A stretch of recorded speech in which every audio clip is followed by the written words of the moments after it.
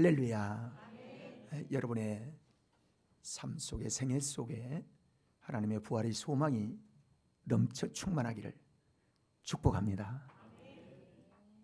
예수님께서 이제 무덤에 갇히신 지 3일째 되던 안식일 첫날, 우리로 보면 안식 후 첫날이 주일날이지요. 그래서 우리가 이제 주일은 부활 기념주일로 이렇게 섬기게 되는 것입니다. 그래서 유대인들은 금요일 오후부터 토요일까지 오후까지를 안식일로 지나지만 우리는 부활의 기념 대신 새 창조의 역사의 주일을 하나님께 경배하고 영광을 돌리게 되지요. 안식 후 첫날 미명에 두 마리아라는 이름을 가진 여인이 무덤가에 갔어요. 그때에 천사가 하늘에서 내려와 무덤에서 돌을 굴려내고 이제 천사가 말하기를 이미 너희에게 말씀하신 예수님의 말씀처럼 주님은 살아나셨다. 그렇게 말씀하면서 예수님이 먼저 갈릴리로 갈 터이니 너희는 갈릴리에서 그를 만나고 예수님이 먼저 가신 그 기다림에 너희들이 가서 만나기를 원한다라고 말씀을 전한 거예요. 그래서 그들이 그 말씀을 듣고 천사의 말을 듣고 너무 기쁘고 너무 감격스러워서 하나님의 은혜를 따라 하나님의 이름을 높이는 그 역사의 시작을 우리는 부활주일 새벽에 일어난 사건을 우리가 보게 될 것입니다. 여러분, 예수님이 다른 지역으로 가라 또는 다른 장소로 가라 하지 아니하시고 왜 갈릴리로 가라 하셨을까요? 그 지역에는 좋은 지역이 많이 있었을 겁니다. 예루살렘 성전이 있는 그곳으로 가라고 할 수도 있고 아니면 노마를 향하여 가라고 할 수도 있었고 또는 더 넓은 세상을 향하여 가라고 말씀하실 수도 있었고 또는 가난한 자들에게 가라고 말씀하실 수도 있었을 터인데 예수님께서 왜 갈릴리로 가라 하셨을까? 여러분, 갈릴리로 가라고 하신 주님의 말씀을 우리가 다시 한번 음미한다면 우리 주님이 부활 후에 하기를 원하시는 그 하나님의 사역을 제자들에게 어떤 사역을 갖기를 원하시고 그들에게 어떤 부활의 능력을 힘입기를 원하셨는가를 우리에게 잘 교훈해 주는 귀담아 드려야 할 그런 말씀을 부활주일에 여러분과 함께 나누기를 원합니다. 여러분, 갈릴리는 어떤 지역일까요? 갈릴리는요, 소외된 사람, 그리고 가난한 사람, 그리고 권력이 없는 사람, 외면받은 사람, 그런 사람들이 살아가는 그 갈릴리 지역은 그 어부들이 살고 그리고 보잘것없는 누가 알아주지 않는 그런 사람들이 그곳에서 살았던 곳이에요. 문화적인 혜택을 받거나 또는 어떤 권력을 가진 사람이 나오거나 이럴 만한 부분이 아니에요. 그러니까 예수님에 대해서 갈릴리에서 어떤 위인이 날 수 있겠느냐고 그들이 조롱한 이유도 바로 갈릴리가 그만큼 열악한 지역, 우리로 치면 아주 시골 이런 지역인 것들을 깨닫게 되어지는 것이죠. 부나 명예나 아니면 어떤 영향력 있는 그런 사람들이 나오는 그런 지역이 아니었어요. 그래서 부활하신 예수님이 그곳으로 가라 하신 이유가 뭐였을까? 오늘 말씀을 보면 갈릴리는 중요한 곳인 것들을 우리에게 깨닫게 하십니다. 또는 갈릴리는 가라고 하는 이유가 반드시 예수님께는 있으셨던 사실을 우리에게 말씀해 주고 있어요. 사랑하는 여러분, 우리가요 부활을 다 믿고 예수 그리스도의 부활을 노래하며 찬송하며 경배하고 있는데, 이 갈릴리는 하나님의 사역이 시작된 출발점이었다는 사실을 먼저 우리에게 말씀하고 있어요. 예수님의 공생애는요, 갈릴리로부터 시작이 되었던 것들을 보게 됩니다. 예수님이 이 땅 위에 오셔서 가장 먼저 말씀하신 것이 어떤 말씀이냐면, 회개하라, 천국이 가까워 왔느니라. 이 말씀을 갈릴리에서부터 선포하신 그곳이 바로 갈릴리였습니다.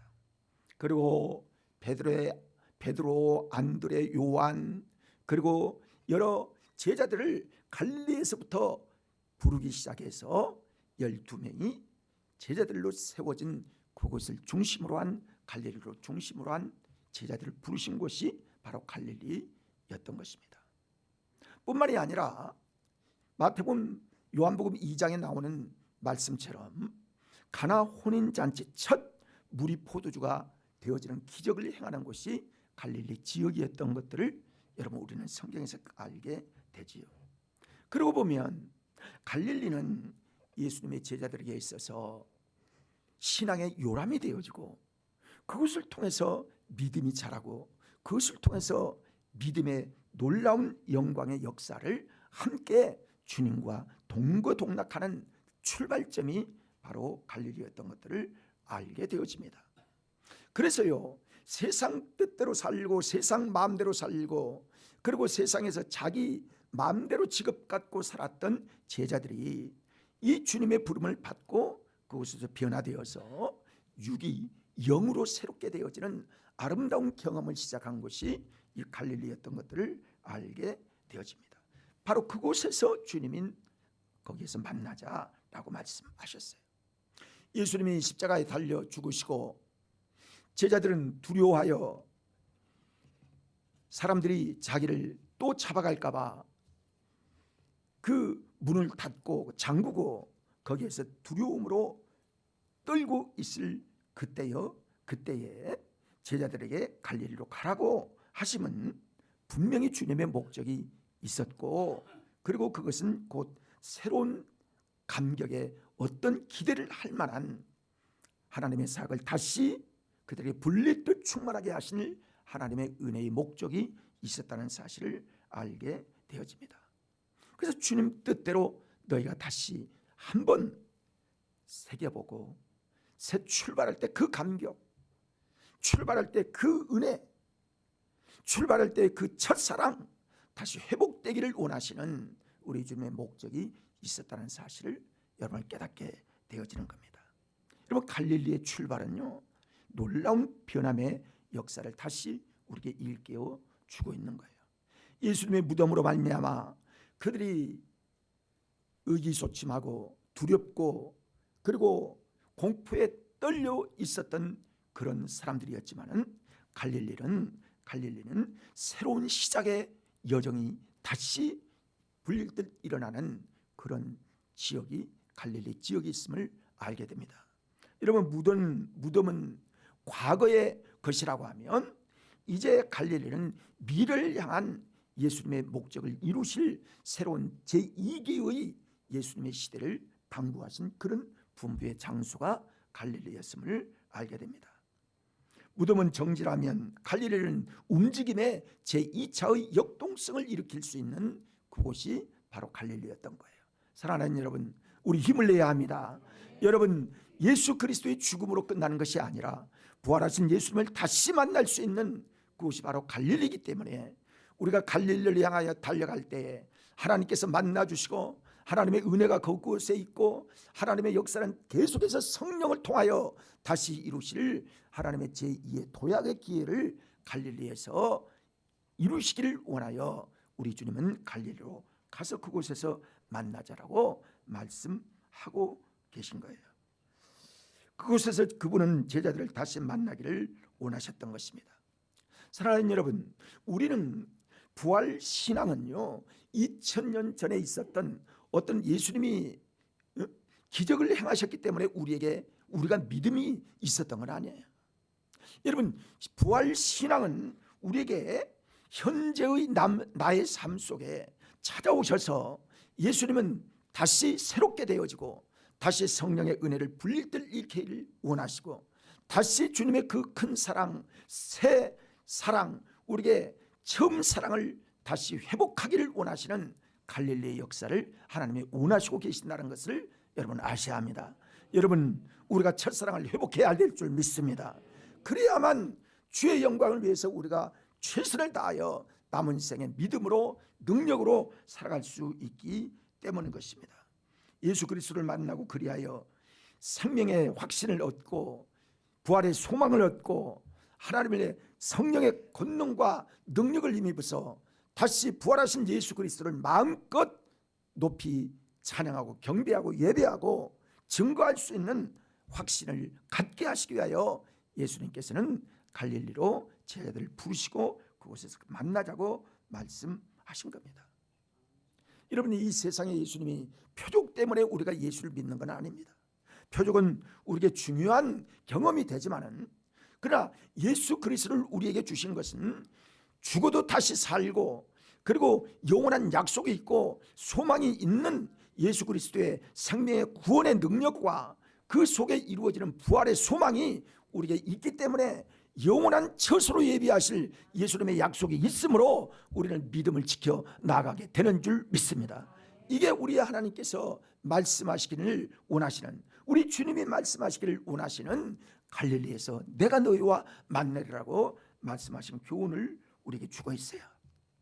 여러분, 우리는 교회에서만 산 것이 아닙니다. 일터에 가고 세상으로 향하고 가정생활을 하고 그 속에서 하나님의 은혜를 만나고 하나님은 그런 곳에서 우리를 부르셔서 내가 너와 함께하리라, 내가 너를 불렀으니 너희와 늘 함께하고 너희가 용기를 내서 이 부활의 소망을 너희에게 알게 하리라고 부활 후 첫 번째 하신 말씀이 갈릴리에서 내가 너희와 만나리라고 말씀하신 거예요. 사랑하는 귀한 여러분, 오늘 부활주일에 예수 그리스도의 은혜를 만나서 다시 샘을 얻는 우리 모두가 되시기를 주님의 이름으로 축원합니다. 이 은혜가 우리에게 있을 때에 우리가 세상을 이길 수가 있는 거예요. 내 자신을 이길 수가 있는 거예요. 하나님께서 우리에게 주신 모든 은혜를 다시 회복할 수 있는 은혜가 우리에게 있는 것입니다. 여러분, 오병이의 기적에서 5천 명에게 굶주릴 때에 5천 명을 먹이신 그 기적 때문에 우리가 예수를 믿는 것은 아닙니다. 우리에게 주신 이 생명의 능력, 우리에게 주신 부활의 약속, 이 소망, 이 은혜가 우리에게 있고 예수 그리스도의 성령의 역사가 우리에게 경험되어지고 하나님의 진리의 말씀을 우리가 묵상하며 그것이 감동이 되어지고 그 말씀이 나를 견인하고 그 말씀을 통해서 우리에게 진리의 길로 인도하신 성령의 역사를 믿고 예수 그리스도를 믿음으로 약속을 믿어 우리가 새 은혜를 받고 살아가는 삶을 이루게 되어지는 거예요. 이 세상에는 앞으로 더 그러겠지만 점점 적그리스도의 시대가 올 수 있을 것이고 대환란이 점점 더 가까이 오는 시대를 우리는 살아가고 있습니다. 이럴 때에 우리에게 주신 첫 번째 믿음을 항상 가지고 있기는 그리 용이하지 않습니다. 그러므로 하나님이 우리에게 말씀하십니다. 성령 충만하라. 그리고 갈릴리에서 내가 너를 만난 그때에 부활한 나를 보고 그 확신을 가지고 세상으로 나아가 복음을 전하고 그리고 하나님의 영광을 위해 살아가기를 원한다는 그런 은혜를 주님께서 제자들에게 부어주시기를 원하셨던 거예요. 소경이 눈은 뜯고 이건 놀라운 기적이 아닐 수가 없습니다. 그러나 그런 기적도 우리에게 중요하고 질병이 고쳐지고 그리고 하나님의 역사가 일어나고 물결이 잠잠하는 이런 역사 경험 다 우리에게는 필요하지만 그러나 그것들은 하나님의 성령으로 예수 그리스도가 바로 메시아로 이 땅에 오신 하나님의 아들임을 우리에게 확신시켜 주는 것이고 그리고 그 위에 예수 그리스도의 부활과 영원한 생명 되신 예수 그리스도의 약속을 믿음으로 말미암아 우리의 삶의 현장에서 승리하기를 원하시는 하나님의 은혜가 우리에게 있게 되어지기 때문에 예수님은 갈릴리에서 내가 먼저 가 있을 터이니 너는 그곳에서 나를 만나기를 원한다고 말씀하셨어요. 속죄의 어린 양 되신 예수 그리스도께서 우리의 영원한 은혜의 생명이 되시고 그리고 새 생명의 소망이 되신 예수 그리스도를 여러분 만날 때와 만나지 않을 때, 부활 전과 부활 후, 그리고 부활 전에 육체로 계신 예수님을 만난 그때와 그리고 예수님을 만난 부활 후에 예수님을 만난 그때와 예수님이 분명히 십자가에 달려 돌아가신 그 사실을 제자들은 다 보았고 그들은 경험했고 그리고 공포에 떨었지만은 다시 사신 예수 그리스도를 만날 때에 그들의 환희와 그들의 생명을 주님의 이름으로 경배하고 그리고 이제는 부활의 소망을 그들이 가졌을 때, 아 그렇구나, 반드시 죽어도 하나님께서 생명을 살리시는구나, 우리의 부활의 첫 열매가 되셨구나 하는 사실을 믿는 그들에게 생명을 걸고 예수 그리스도를 영화롭게 하고 복음을 위해서 살았던 예수 그리스도의 복음의 능력이 그 속에서 이루어지게 됐던 것입니다. 그래서 예수님은 갈릴리에서 만나자, 그리고 출발을 새롭게 하자라고 말씀을 합니다.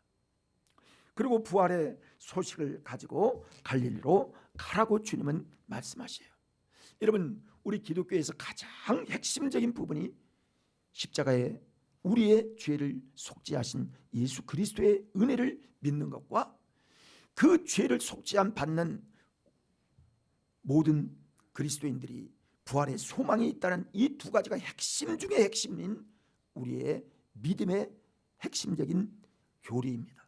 그래서 우리 이 부활주일에는요, 하나님이 우리에게 주신 이 부활의 소망, 예수 그리스도께서 생명 되심, 이 놀라운 은혜를 우리가 다시 경험하고 하나님께 영광을 돌리고 하나님 앞에 하나님이 주신 이 놀라운 유업을 어떻게 우리가 받을 것인가, 그리고 유업을 받은 믿음의 사람들은 어떤 삶을 살아가는가를 우리가 되새기고 주님의 은혜를 깨닫는 은혜의 시간이 부활주일이 되어지게 되는 거예요.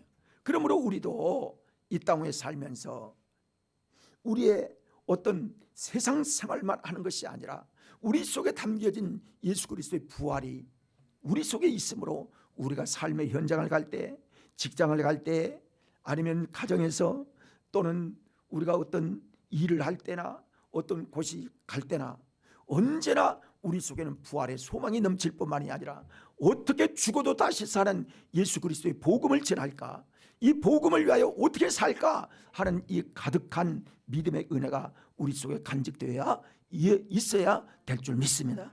믿음의 사람들은 이렇게 되는 거예요. 예수님께서 분부하신 그 말씀처럼 갈릴리에 가거라, 갈릴리에서 예수 그리스도의 복음을 위하여 예수 그리스도의 부활을 증거하는 사람들이 되기를 원하시는 예수님의 소망이, 예수님의 마음이 제자들에게 그대로 쏟아져 있는 사실을 우리에게 깨닫게 하시는 것입니다. 우리는 부활 신앙으로 어둠을 밝혀야 할 믿음의 촛불이요, 믿음의 빛인 빛의 삶을 우리가 살아가야 됨을 말씀해 주고 있는 것입니다. 좌절한 사람 속에 예수 그리스도의 부활의 소망을 심어줘야 되는 거예요. 우리에게 주신 하나님의 믿음이 그들에게도 있기를 원하여 우리는 갈릴리로 가서 내가 만난 예수, 지금도 역사하신 예수, 부활하신 예수, 장래에 우리를 다시 데려오실 이 땅 위에 재림의 예수를 전파함으로 말미암아 갈릴리의 복음을 다시 확산시키는 그런 소망이 우리 주님께 있으므로 사명을 가지고 갈릴리로 가기를 하나님은 원하시고 계시는 거예요. 그러니까 갈릴리에 가서 예수님은 제자들을 만나 이 사명을 불렸더니 그들이 죽음을 각오하고 이제는 우리 주님이 원하시는 교회를 세우고 그리고 복음을 이방인에게까지 계속 전해져 오늘 우리에게까지 믿음의 복음의 역사가 우리에게 임하게 된 줄 믿습니다. 그러므로 우리도 부활의 예수 그리스도를 만난 우리에게 약속이 있는 우리에게 우리도 가서 예수 그리스도를 증거할 수 있는 믿음의 증인 되기를 하나님은 원하시고 계시는 거예요. 사랑하는 여러분, 우리 모두 우리의 2026년의 갈릴리가 바로 우리 교회에서 다시 재현되어지는 아름다운 역사가 임하게 되기를 간절히 원합니다. 그동안 저는 소극적으로 목회를 한 것 같아요. 활발하게 하지도 않았고 못했고, 그리고 할 수 있는 동력도 내가 잃어버린 그런 부분이 아닐까 하는 생각이 듭니다. 그러나 하나님께서 우리에게 주신 이 기회를 다시 살려서 우리 모두 다 갈릴리를 새롭게 감으로 말미암아 하나님의 부활의 역사를 우리가 깨닫고 모두 마음을 합하여 하나님 앞에 영광을 돌리고 새 동력으로 갈릴리의 역사를 시작하는 우리 쉴만한 물가 교회 되기를 간절히 소망합니다. 여러분이 인간의 끝은 예수님의 끝이 아닙니다. 인간의 끝은 반드시 하나님의 새로운 역사를 이룰 수 있는 하나님의 능력이 우리에게 있다는 사실을 아셔야 합니다. 우리는 때로는 힘이 없을 때, 우리는 이렇게 끝나나 생각할 때 여러분 낙심하지 마십시오. 부활의 예수 그리스도를 바라보시기를 바랍니다. 그래야만 우리는 새 힘을 얻을 수가 있는 거예요. 예수님이 너는 끝이 아니라고 생각하는데 우리는 끝난 것처럼 낙심하면 안 되는 거예요. 하나님이 우리에게 새 힘을 주실 줄 믿습니다. 은혜를 더하여 주실 줄 믿습니다. 여러분, 존 킬링거 목사님의 아내들은 킬링거 부인의 간증이 이제 그 가이드 포스트에 실려 있는데, 이 간증을 통해서 많은 그리스도인들이요 도전을 받고 큰 감동을 주는 그런 간증이 있어서 잠시 제가 소개하려고 합니다. 그는 대학 교수였고 그 여인은 대학 교수였고 남부럽지 않는 그런 삶을 살았어요. 근데 결혼할 때가 되어서 남편 킬링거 목사를 만나게 되었는데, 그때 킬링거 목사는요 아직 완전히 하나님을 만나는 성령의 은혜를 깊이 체험하는 그런 사람이 아니었어요. 그는 여러분 하나님 앞에 어떤 사람이냐면, 이 킬링거 여사는 처음에 만날 때, 남자를 만날 때, 야, 그 남자를 만나면 백말탄 그 남자인 것 같고 그 사람을 기대하다 결혼을 했는데, 그 남자를 만났는데 그분이 바로 변화되어서 이제 목사가 됐는데, 그 전에는요 남편을 보니까 일말의 양심도 없는 거예요. 그는 아주 인격도 좋은 그리스도의 인격을 찾아볼 수 없는 거예요. 그러니까 이 사람이, 이 여인이, 그 킬링거의 여사가 이 사람을 만날 때 너무 실망스러운 거예요. 근데 아이를 하나 낳고 아무튼 잘 어떻게 이어가려고 했는데 변화가 잘 일어나지 않는 거예요. 그래서 할 수 없이 그는 이혼할 수밖에 없는 그런 상황에 이르렀습니다. 그래서 이혼을 했어요. 딸 하나를 낳습니다. 그리고 딸이 8살 때 되기까지 그는 이제 이혼을 하고 나니까 뭐 생계의 걱정, 친구, 가족들로부터 어떤 해결의 방법이 없고, 그리고 그 마음에 내키는 일들이 없어서, 야, 이렇게 끝나는가? 내 인생은 그렇게 끝나는가? 그는 낙심하여 살고 있었습니다. 그러다가 그는 자살을 계획을 합니다. 이렇게 사느니 내가 자살을 하리라. 그런데 한번 어떤 아주 결정적 계기가 있었냐면, 자기 딸이 8살 된 때인데 학교에서 숙제장이 있는데 그 숙제장을 보니까 8장으로 되어 있더라는 거예요. 근데 한 장에 1살 때부터 두 번째 장은 2살 때, 세 번째 장은 3살 때, 그래서 8장까지 왔는데 거기에 사진을 붙이고 그 어린 딸이 쓰고 한 이 숙제가 교사에게 제출이 됐는데, 그 선생님이 뭐라고 썼냐면, 그 딸이 계속 그 첫 번째도 끝, 두 번째도 끝, 세 번째도 끝, 네 번째도 끝, 계속 엔드라고 하는 끝으로 마무리한 그런 것이었는데, 이 교사가 그 끝이라고 하는 그 끝 부분에 영어로 그 Your beginning, 너는 시작이다 라고 끝 옆에 크게 동그라미로 빨간 글씨로 그렇게 썼다는 거예요. 너는 끝이 아니라 너는 시작이 지금으로부터 시작되기를 원한다는 그런 격려의 말을 이 교사가 거기에 썼다는 거예요. 그것을 킬링거 여사가 보면서 하나님에 대한 소망이 그때 가져지더라는 거예요. 그렇구나, 나의 인생은 내가 결혼을 실패한다든지 아니면 내 인생이 이렇게 비참해 된 것은 이게 끝인 줄 생각했는데 끝이 아니라, 그 선생님의 붉은 글씨로 그 엔드라고 하는 것들을 크게 덮일 만큼 쓴 그 너는 시작이라는 말을 그가 보고 정신이 바짝 나더라는 거예요.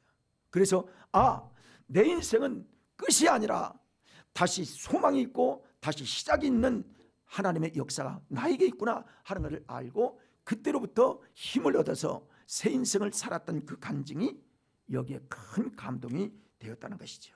그렇습니다.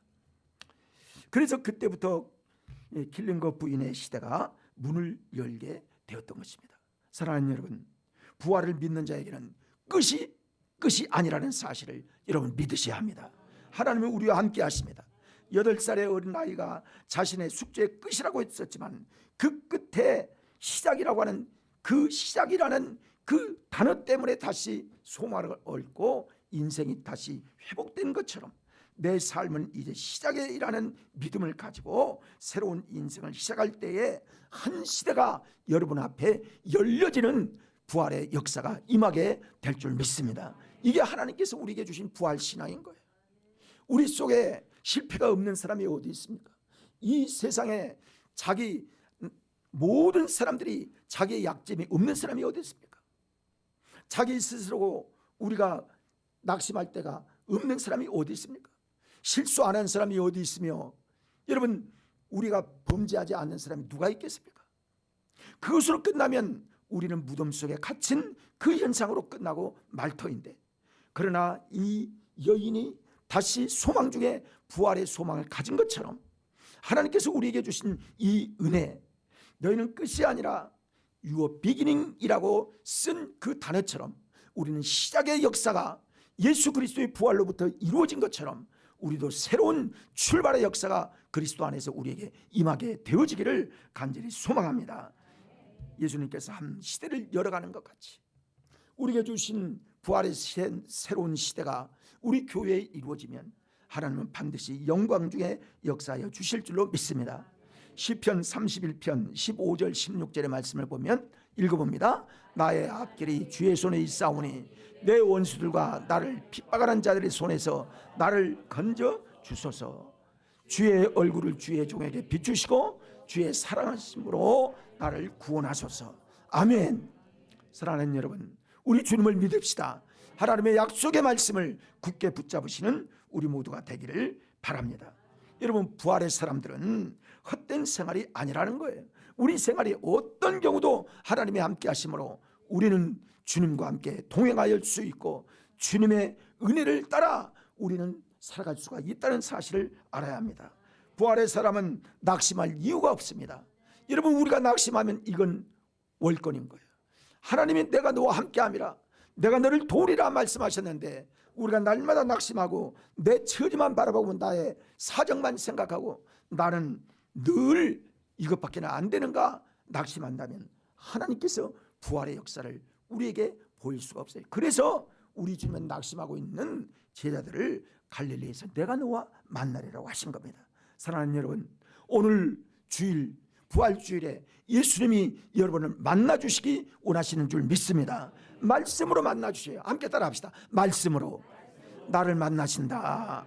그렇습니다. 이 세상에 변화되는 사람이 다 주님의 말씀을 믿고 의지하고 그 말씀을 힘입어서 승리하게 되는 줄 믿습니다. 이게 그리스도의 사람이요 부활의 사람인 거예요.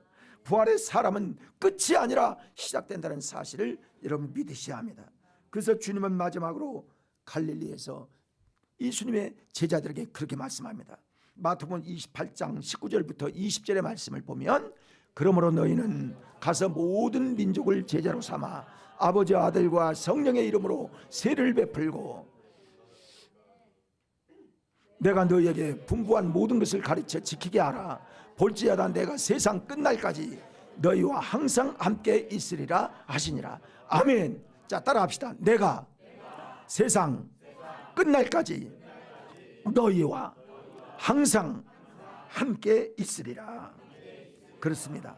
사랑하는 여러분, 우리 교회가 작지만 그러나 나는 하나님의 역사를 믿습니다. 지금까지 인도하심을 분명히 믿습니다. 부족하지만 하나님께서 때를 따라 역사하셨음을 나는 고백합니다. 여러분, 우리가 다 경험하는 거예요. 하나님은 때를 따라 역사하셨어요. 앞으로도 하나님께서 큰 은혜를 베풀어 주실 줄 믿습니다. 우리 서여 목사님 더 훌륭한 목사님이셔서 하나님의 그를 통해서 아름답게 사용하시길 하나님의 역사를 나는 믿습니다. 그리고 소망합니다. 반드시 그렇게 될 줄 확신합니다. 우리를 위해 준비하고 계신 우리의 모든 믿음의 삶의 열매가 되도록 하나님이 여러분과 함께 하시고 최선을 다하여 하나님의 기쁨이 되는 우리 모두 되기를 간절히 소망합니다. 이 시간에 우리 성찬하는 시간을 갖도록 하겠습니다. 하나님 말씀 마태복음 26장 말씀 봅니다. 성찬 위원들 준비해 주시고요.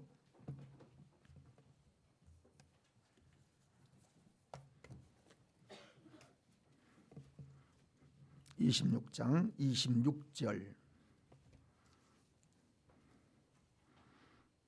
26절부터 28절 말씀까지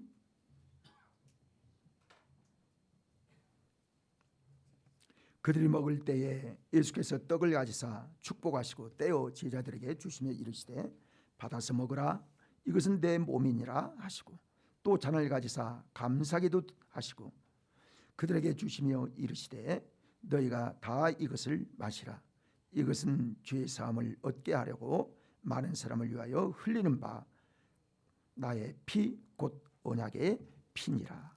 아멘.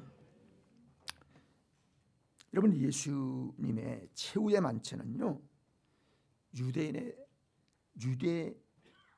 유월절 절기에 예수님이 십자가에 못 박히셨고 그리고 그때의 무덤에 계신 이 한 주간의 역사가 유월절에 이루어졌다는 사실을 여러분 알 수 있는 거예요. 유월절은 이스라엘 백성이 애굽 종살이에서 해방되는 날을 기념하는 절기인 것을 여러분 우리가 알지요. 하나님께서 애굽에 마지막 재앙을 내리실 때에 이스라엘 백성에게 어린 양을 잡아 그 피를 문설주와 임방에 바르라고 명령을 하셨습니다. 그 피가 발라진 죽음의 재앙이 넘어간다 해서 패스오버라고 하는 말을 쓰고 있지요. 그래서 유월절이라는 이름이 그때부터 생기기 시작했습니다. 그날 밤에 이스라엘 백성들은 어린 양의 고기를 먹고 누룩 없는 떡을 먹으며 쓴 나물을 먹게 됩니다. 그 이유가 있어요. 그래서 이후에 이스라엘 백성들은 해마다 유월절이 돌아오면 4가지의 음식을 해질녘에 먹습니다. 가족들과 함께 먹어요. 마치 밤에 죽음의 사자가 패스된 것처럼 그들도 똑같은 재현된 애굽의 마지막 밤을 생각하면서 유월절을 기념하는 것입니다.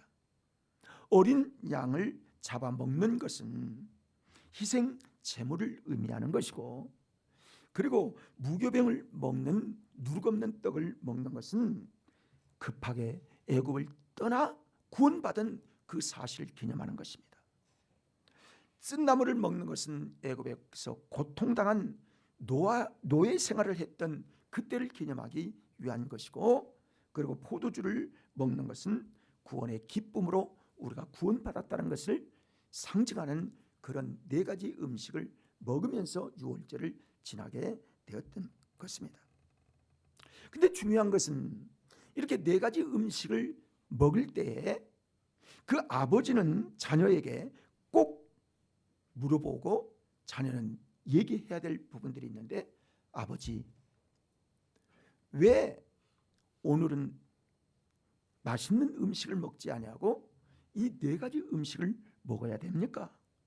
어떤 차이가 있습니까? 라고 말하면 아버지는 말하기를 그날은 우리의 구원을 이루는 날을 기념하는 날이다 라고 교육을 시켜야 한다는 거예요. 그래서 이것이 전례가 되어서 이스라엘 백성들은 누구든지 유월절에는 그 아들들이 묻는 그 말을 대답해서 믿음의 교육을 시켜 유대인들이 그 정체성을 그들에게 계속 유전시키고 가르치는 일들이 그때로부터 계속 이루어지게 되었습니다. 그렇습니다. 근데 주님은 이 유월절 만찬에서 주님은 놀라운 말씀을 하십니다. 제자들에게 말씀하시기를 떡을 떼어주시며 이것은 내 몸이니 라고 말씀하시고 잔을 그들에게 주시며 이것은 죄 사함을 얻게 하려고 많은 사람을 위하여 흘리는 피 곧 언약의 피라고 말씀하십니다. 예수님은 유월절의 의미를 완전히 새롭게 해석하시는 거예요. 과거에는 예수님의 피가 이스라엘을 살렸지만 이제는 자신의 어린 양이 되어 온 인류의 죄를 대신 짊어진다는 사실을 선언하는 때가 바로 마지막 만찬 성찬 때에 이루어진 일입니다. 그래서 성찬은 단순히 마지막 식사가 아니라 구약의 유월절이 완성되어서 새로운 시대를 열어가는 순간의 역사가 예수님 안에 이루어진 그 아주 소중한 주님의 몸을 상징하고 주님의 피를 기념하는 그 예식을 오늘 하나님의 백성 예수 그리스도가 몸이 되신 모든 교회가 이 일을 기념하여 나를 잊지 말라고 주님 말씀하시죠. 그래서 이 예식을 우리가 전에는요 월삭 첫날 매월 월삭일에 이 예식을 행했어요. 근데 이 부분들이 많이 나오지 못하고 그 부분적인 것인 것 같아서 하지 못했는데요. 오늘 이제 부활주일 우리 모두에게 주신 하나님의 은혜를 다시 생각하며 당신 스스로가 유월절 어린 양의 피라는 사실, 우리의 죄를 스스로 담당하시고 십자가에 피 흘려 죽으신 새 언약의 참된 유월절의 어린 양임을 다시 한번 기념하며 잊지 말아야 할 그 일이 오늘 성찬을 통해서 우리에게 기념되어질 것입니다. 이것이 구원의 증거인 거예요. 죄에서 구원받은 하나님의 백성인 우리 성도들이 이 은혜를 기억하며 성찬을 참여하게 되는 것입니다. 우리는 성찬을 통해서 깨닫습니다. 이 구원의 은혜, 이 역사가 나 때문에 내 의 때문에 이루어진 것이 아니라 우리 주 예수 그리스도의 십자가로 말미암아 주신 하나님의 큰 선물이요 희생의 은혜였다는 사실을 여러분 깨달아야 합니다. 내 자신을 돌아보며 내 죄를 위하여 피 흘려 죽으신 예수 그리스도를 기념하는 이 성찬을 통해서 우리 모두가 다시 한번 주님의 은혜를 깨닫고 하나님 앞에 속죄의 회개를 진심으로 다시 하며 주님을 기념하는 아름다운 은혜의 예식이 우리 모두에게 임하게 되기를 간절히 소망합니다.